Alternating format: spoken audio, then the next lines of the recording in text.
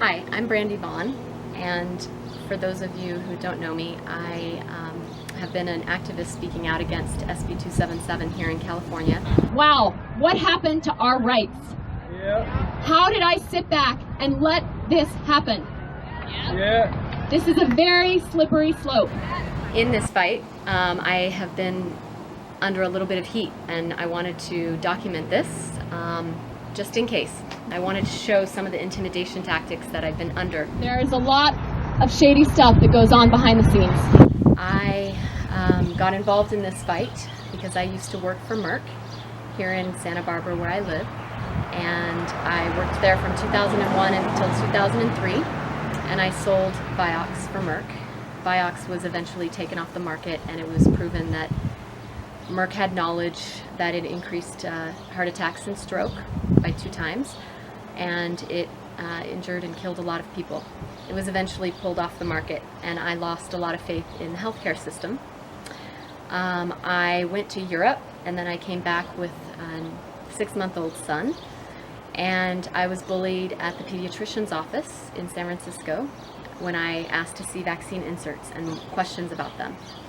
That was a huge red flag for me because I already had mistrust of doctors and the healthcare system in general, and pharma. And so I did a lot of research, and that was 4 years ago, and that was where my vaccine research started. And I realized that they were not very safe, actually, and not very effective, and I chose not to vaccinate my son.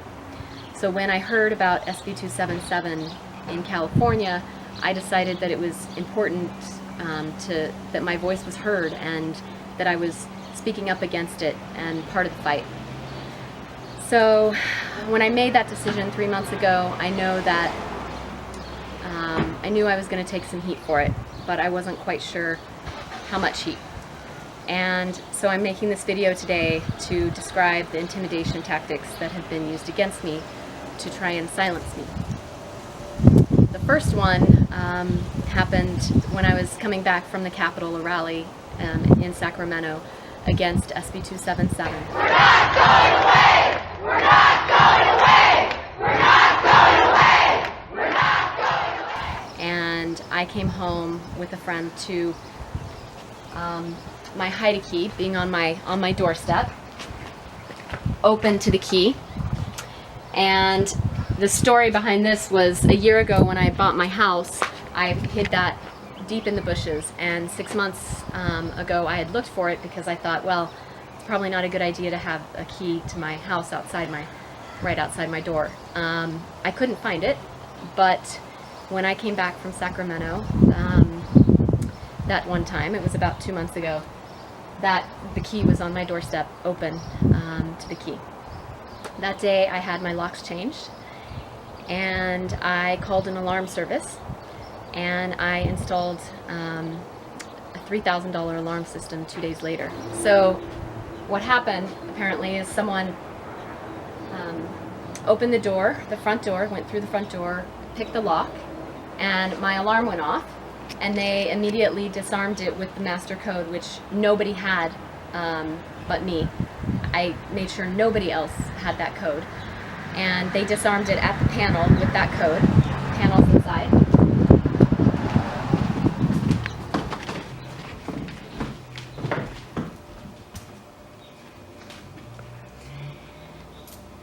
According to the alarm company, at 3:45 in the morning, somebody entered in through the front door, the alarm went off.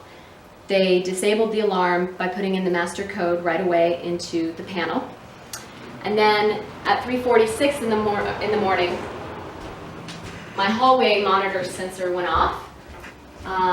So someone went down the hall. And then at 3:48, someone opened my dining room window and then closed it right away. And then if you notice, the dining room window actually faces out towards the backyard, which is much more private than the front door, which they used to enter that time. And then they went over to the keypad, entered the code again, and then left through the front door at 3:49. After the incident, I talked to some security experts who have actually done intimidation for corporations, and they explained a few things. They said, well, A, they were probably tapping your place, so everything I say and do in here is listened to, if not watched. And then opening of the back window, because it's a much more private way to get in for future reference, for future visits. When I did return home, and the police came in and made sure nobody was here, and then I came in after the alarm was set off, after the break-in. And what I did notice was they had left this window unlocked, like this. And before I left for Sacramento, all of the windows and doors were locked, double locked actually. I went through twice to make sure that they were locked. So after that happened, I didn't really feel comfortable sleeping in my house again, because of course they could come in and disarm my alarm whenever they wanted. There wasn't really another way to secure the system. I changed the code, but again, who knows how they got the code in the first place. The security expert is pretty convinced that the house is tapped. My phone is being listened to, my conversation, my text messages, and then my computer, both of my computers as well. The next thing that happened actually was with my computer. So one of the things that the police wanted to know was if anything was taken in the break-in. Of course, nothing was, because they weren't here to take anything. I did have a computer here in a hiding spot, and when the police were here, I did actually come and look to make sure the computer was still here, and it's here above the microwave is its hiding spot. It's not a place anyone would know to look for the computer, and it's not, you know, especially in being here in only 4 minutes. 2 days later, after that happened, after the break-in happened, I walked into my place to move some stuff out, and the computer was taken from its hiding place and put in the middle of the floor. And so I came back home to pick up some stuff. I wasn't staying here any longer.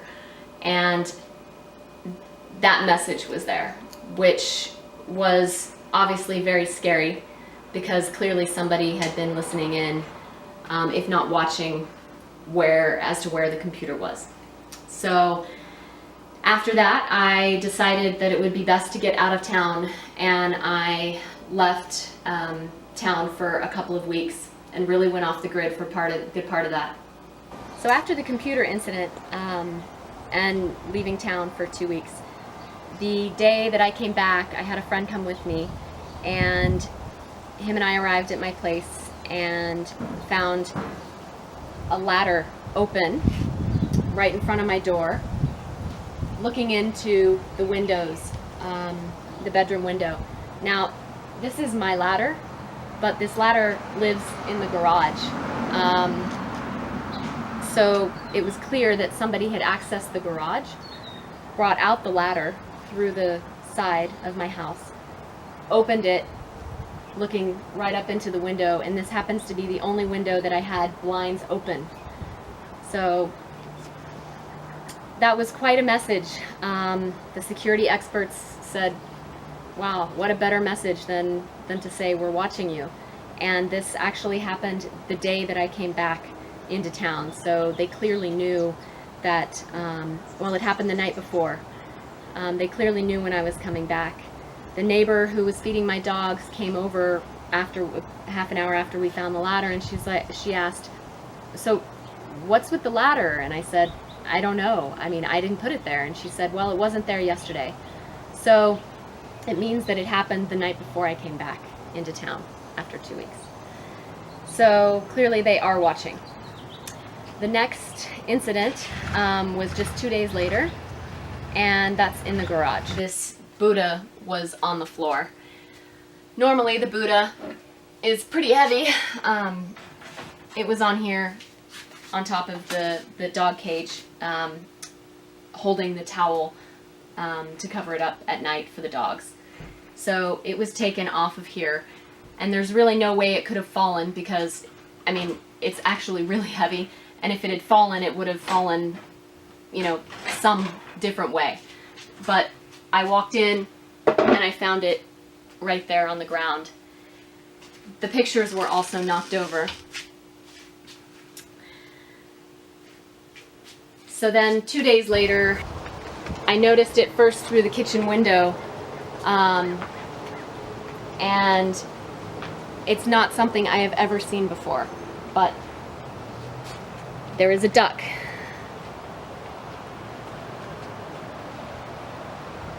On my table. And when I talked to the security experts, I said, I don't understand the duck. And then it came to me that I had been on my phone having a lot of conversations about people asking me, you know, are you staying at your house? What are you going to do? And I used the term repeatedly, well, I'm not staying at my house. I feel like a sitting duck because they can get in at any time. And, you know, I'm a sitting duck. And so that was actually quite disturbing to come home to. Now I have a duck. I have never seen it before. It's not mine. Nobody else is having access that would bring a duck. It's a clear message that, again, they are watching me. And the intimidation is quite, you know, intimidating. And it's quite scary. So after all of these intimidation tactics, it's very hard to feel safe and secure, but I am not gonna go away. I mean, I'm not gonna be silenced because these are important issues and we need to expose what's really going on behind the mandatory vaccination bills. It has nothing to do with public health. It has everything to do with profit. And I hope that we can all continue this fight. We may have lost the battle, but we still have a war to win. And hopefully by documenting this intimidation, they won't be able to get away with it in the future with me and with anyone else who speaks out. There is some evil going on here. We need to fight it.